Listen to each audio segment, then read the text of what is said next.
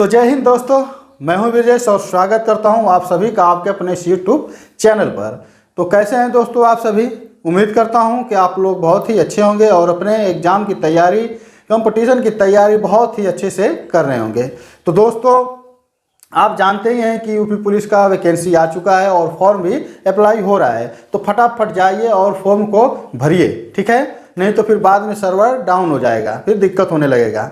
और नोटिफिकेशन है तो नोटिफिकेशन जरूर पढ़िएगा, डाउनलोड करिए उसका नोटिफिकेशन और उसको जरूर पढ़िए। उसमें क्या क्या दिया है, बिना नोटिफिकेशन पढ़े आप जो है कि फॉर्म को मत अप्लाई कीजिए, क्योंकि आपका नुकसान भी हो सकता है। उसमें कुछ महत्वपूर्ण तथ्य दिए रहते हैं जो बच्चे समझते नहीं हैं और जो है कि भर देते हैं, फिर बाद में पता चलता है तो फिर वही दिक्कत परेशानी होने लगता है। तो दोस्तों आज जो हम चैप्टर पढ़ा रहे हैं वो क्या है, डिस्काउंट का है। डिस्काउंट हम जो है कि 11 दिनों से पढ़ रहे हैं और डिस्काउंट में आज हमारा क्या है, क्लास 12 है और टाइप भी हमारा 12 है। तो आप जो है कि ये डिस्काउंट जो है कि हमारा क्या होगा, आज ख़त्म हो जाएगा, ठीक है?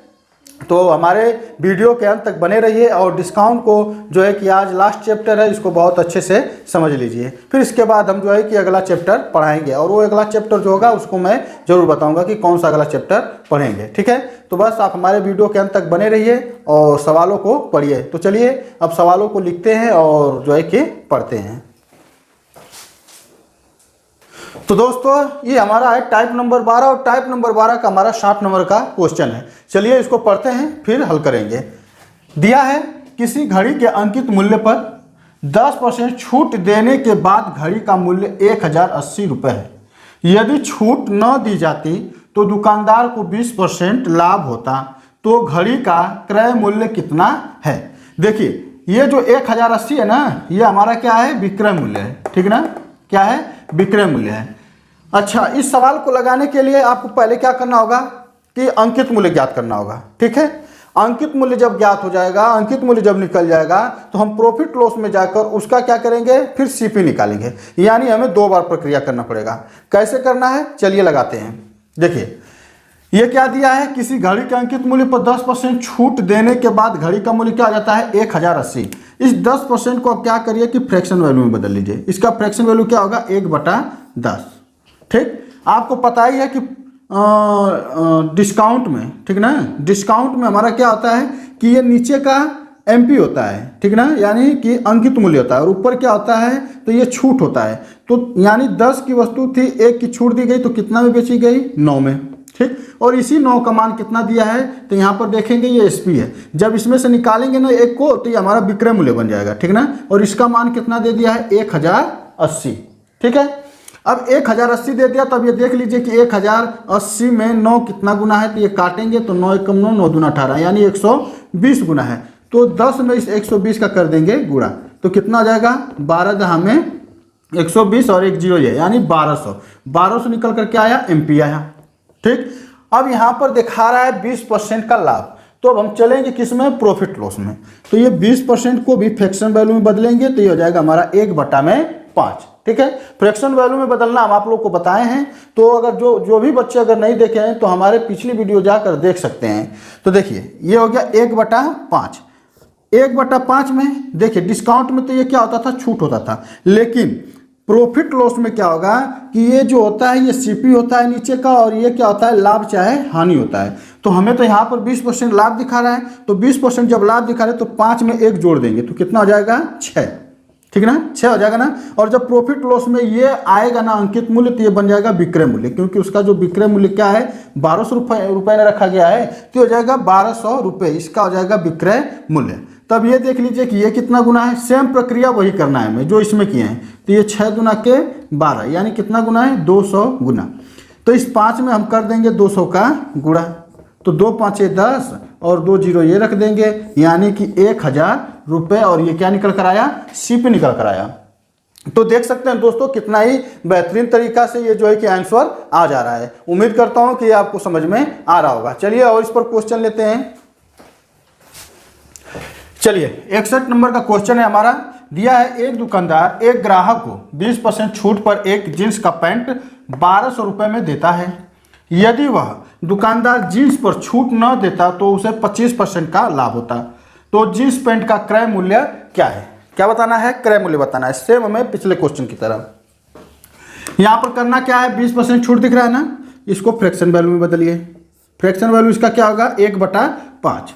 चलिए ये हमारा क्या है एमपी है और ये हमारा क्या है छूट है। तो यहाँ से जब हम 5 में से 1 को घटाएंगे तो यहाँ पर हमारा एसपी निकल कर आ जाएगा। कितना जाएगा 4, लेकिन क्वेश्चन में कितना है 1200, ठीक ना। एसपी इसका कितना है 1200, यानी विक्रय मूल्य 1200 है। कितना छूट पर 20% के छूट पर। तो चलिए यहाँ पर हम देख लेते हैं कि 1200 में 4 कितना गुना है। तो यहाँ पर भाग करेंगे तो ये आएगा हमारा 300 गुना। आप सिंपली 300 का इस 5 में कर दीजिए गुणा, तो हो जाएगा 3 5 15, यानी 1500 रुपये हमारा निकल कर क्या आया एमपी निकल कर आया।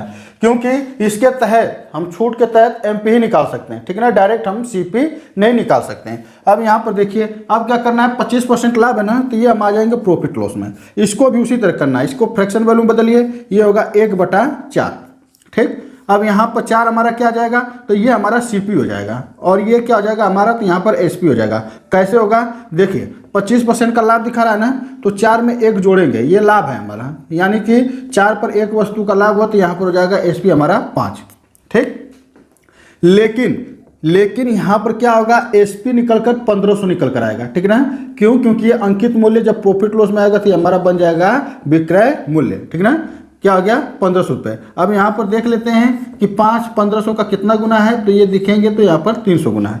आप सिंपली 300 का फिर इसमें कर दीजिए गुणा, 4 3 12, यानी 1200 रुपये। क्रय मूल्य क्या है उसका 1200 रुपये है। निर्धारित मूल्य रखा गया था हमारा 1500 रुपये, चूँकि उसमें 20% छूट कर बेचा जा रहा था, लेकिन जो छूट बेचा जा रहा था वो हमारा किस पर था अंकित मूल्य पर। तो सीपी हमारा निकल कर क्या आया 1200 रुपये, यानी कि विक्रय मूल्य डिस्काउंट में जो है कि बराबर है और सीपी भी क्या है वही है, ठीक है। चलिए अगला क्वेश्चन है हमारा 62 नंबर का। दोस्तों मैं चाहता हूं कि आप इस क्वेश्चन का आंसर कमेंट कर हमें बताइए। तो वीडियो को रोकिए और इसका क्वेश्चन हल कीजिए और हमें कमेंट कर बताइए कि इसका आंसर क्या होगा। फिलहाल में चलिए हम तब तक इसको लगाते हैं। दिया है एक व्यक्ति अपने ग्राहक को 15% की छूट पर अपने सामान को 1500 रुपये में बेच देता है। यदि वह व्यक्ति अपने सामान को उस छूट पर नहीं बेचता तो उसे 20% का लाभ होता। तो उस व्यक्ति के सामान का क्रय मूल्य क्या है। चलिए हम फटाफट इसका क्रय मूल्य निकालते हैं। सबसे पहले 15% को हम बदलेंगे किसमें फ्रैक्शन वैल्यू में। फ्रैक्शन वैल्यू इसका क्या आएगा 3 में हमारा आ जाएगा 20, ठीक। 3/20 हो गया। आपको पता है कि ये छूट है तो 20 में से 3 को घटाएंगे तो 17, ये आ जाएगा हमारा 17% क्या एसपी और ये हमारा क्या है एमपी। इसका मान देखेंगे तो कितना दिया है, अच्छा सॉरी ये 51 है, 1500 नहीं है 51 है, तो ये कितना आ जाएगा 1500। हालांकि यहाँ पर हमारा 1500 भी होता तो कोई दिक्कत नहीं होता, लेकिन जरा कैलकुलेशन इसका डिफिकल्ट हो जाता है। तो देखिए यहाँ पर हम क्या लिखेंगे 5100, ठीक। अच्छा यहाँ पर देखेंगे तो कितना गुना है 17 3 5100 का 17 कितना गुना है तो 300 गुना। अब इसका इसमें कर लीजिए गुणा, ठीक। तो 3 दूनी के 6, यानी कि आया कितना 6000 रुपये, ठीक। ये हमारा निकल कर आ गया क्या एमपी। अब चलिए आ जाते हैं प्रॉफिट लॉस में। तो यहाँ पर लाभ हो रहा है ना 20%, इसको भी फ्रैक्शन वैल्यू बदलेंगे तो ये हो जाएगा 1/5। चलिए यहाँ पर 1 का लाभ हो रहा है तो 5 में जोड़ेंगे तो 6 और इसका मान कितना दे दिया है तो 6000, ठीक। कै गुना है तो यहाँ देखेंगे 1000 गुना है, तो इस 5 में कर दीजिए गुणा, क्योंकि ये हमारा क्या है सीपी है, तो ये हो जाएगा 5000 रुपये, ठीक। आया समझ में। किस किस का 5000 रुपये आया था हमें कमेंट कर बताइए। चलिए 63 नंबर क्वेश्चन है इस टाइप का, ये हमारा क्या है लास्ट क्वेश्चन है, ठीक है। फिर इसके बाद 1-2 क्वेश्चन और है जो अलग टाइप का, उसको देख लेंगे। तो मैं चाहता हूं कि इस क्वेश्चन का भी आंसर आप हमें कमेंट कर बताइए। तो क्वेश्चन को हल कीजिए और इसका आंसर हमें कमेंट करिए फटाफट कि इसका आंसर क्या होगा। चलिए दिया है एक व्यक्ति अपने होम थिएटर को 40% छूट पर 900 रुपये में बेच देता है। यदि छूट न दी जाती तो 50% का लाभ होता। उसका क्रय मूल्य था। चलिए इसका क्रय मूल्य कितना हम निकालते हैं, तो 40% छूट है ना, इसको फ्रैक्शन वैल्यू में बदलिए। फ्रैक्शन वैल्यू में बदलेंगे तो कितना हो जाएगा, तो ये हो जाएगा हमारा 2/5। चलिए आपको पता ही है कि ये छूट होता है, तो 5 में से 2 घटाएंगे तो कितना आएगा 3, और ये 5 हमारा ऑलरेडी है। अच्छा यहाँ पर देखेंगे तो इस 3 का मान ही कितना दिया है 900, क्योंकि ये विक्रय मूल्य का परसेंट है, ठीक ना, और ये रुपए में है, तो ये 900 हो गया, 3 कितना गुना है 900 का, तो यहाँ पर देखेंगे तो 300 गुना है। अब इस 300 का कर दीजिए 5 में गुणा, तो 3 5 हो जाएगा 15, यानी हमारा एमपी निकल कर कितना आया 1500 रुपये। अब यहाँ पर 50% लिख लीजिए, ये हमारा आ जाएगा प्रॉफिट लॉस में। तो इसका भी हम क्या करेंगे, इसका फ्रैक्शन वैल्यू निकाल लेंगे, कितना होगा 1/2। चलिए ये हमारा बन गया अब सीपी। डिस्काउंट में ये एमपी था, लेकिन प्रॉफिट लॉस में क्या बन जाएगा, यहाँ पर हर हमारा सीपी बन जाएगा। अब यहाँ पर एक का लाभ दिखा रहा है, यानी कि वस्तु का जो मूल्य हो जाएगा 3% हो जाएगा। ठीक, अच्छा ये हमारा क्या है सीपी। अब यहाँ पर देखेंगे तो 3 का मान कितना दिया है 1500 रुपये। अब ये काट लीजिए, ये हो जाएगा 3 5 15, यानी 500 गुना है। इस 500 का इस 2 में कर दीजिए गुणा, और ये हो जाएगा 5 दूना के 10, यानी 1000 रुपये। ठीक, 1000 रुपये ही हमारा क्या बनेगा, आंसर बनेगा, यानी कि हमारा निकल कर आ गया क्या सीपी। ठीक ना। तो उम्मीद करता हूं दोस्तों कि आपको ये टाइप अब एकदम अच्छे से समझ में आ चुका है। चलिए 1-2 क्वेश्चन हम जरा दूसरे टाइप का ले लेते हैं, जो कि वो बहुत ही सिंपल है, उसको सिर्फ परसेंट में बदलना होगा। तो चलिए इसको हम टाइप 13 भी कह सकते हैं। ठीक ना। 64 नंबर का क्वेश्चन है, दिया है 80 रुपये के अंकित मूल्य छाता को 60 रुपये में बेचा गया, छूट की दर कितनी है। तो चलिए छूट निकालने के लिए क्या करेंगे कि ये देखिए, ये हमारा विक्रय मूल्य है और ये हमारा 80 है, यानी कि 80 रुपये उस छाते का मूल्य था, लेकिन बेच दिया गया कितने में 60 रुपये में। ठीक ना, 60 रुपये में बेच दिया गया।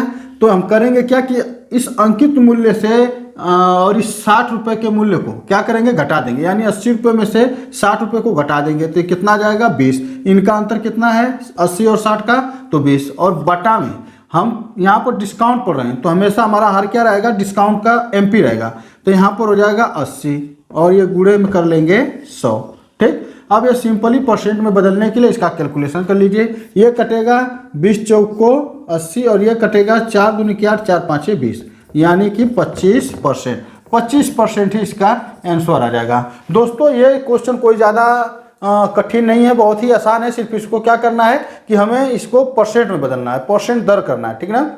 और ये अक्सर ज़्यादा मैं जानता हूं कि बच्चे निकालना जानते हैं, तो इस पर ज़्यादा कुछ क्वेश्चन नहीं कराऊंगा, सिर्फ एक क्वेश्चन और ले लेता हूं, ताकि जो कन्फ्यूजन हो कुछ बच्चों का वो दूर हो जाए।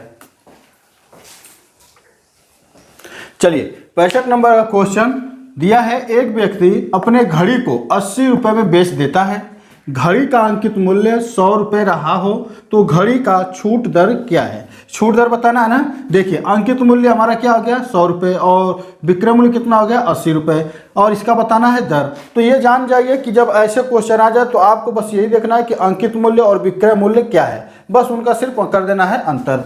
80 और 100 और 80 का अंतर करेंगे तो आएगा 20, और बटा में हम क्या लिखेंगे, तो आपको बताएं कि हम लिखेंगे एमपी, यानी 100 हमारा एमपी है, गुणा कर देंगे 100% से, तो 100 से 100 ये कट जाएगा, परसेंट का 20 में गुणा होगा तो बन जाएगा हमारा 20%, और 20% हमारा फाइनली बन गया आंसर। तो उम्मीद करता हूं दोस्तों कि आज का क्लास आप लोग को पढ़कर बहुत अच्छा लगा होगा। आज जो हम चैप्टर पढ़ाए हैं डिस्काउंट का, ये डिस्काउंट का हमारा आज लास्ट चैप्टर था।